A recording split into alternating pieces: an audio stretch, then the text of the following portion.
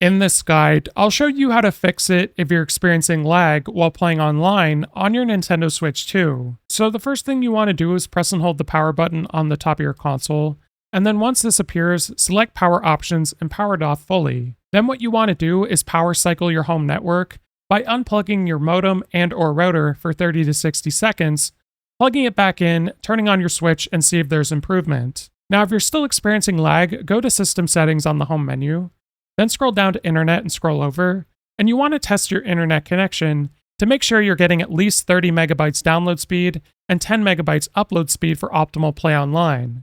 Then what you want to do is go to Internet Settings, and ideally you'd use a wired connection while your Switch 2 is connected to your dock, as this is going to provide the most fast, stable internet. Now, if you have to use wireless, make sure your console is as close to your router as possible, and clear any metal objects or electronics, as this may interfere with your Wi-Fi signal. So here you'll find your Wi-Fi network and you can select it. And then what I recommend you do is clear your settings, which is going to forget your Wi-Fi network, and then you want to reconnect to it. Now after you've done that, you can select your Wi-Fi network and go to Change Settings, and then scroll down in this section to where it says MTU Settings.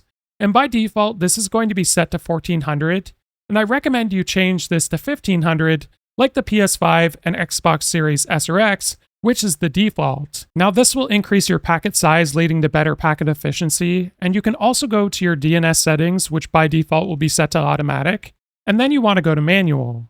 Now for the primary DNS, you want to erase all these numbers, and we're going to be using the Cloudflare DNS. So this is 1.1.1.1 for the primary, and then you want to press OK.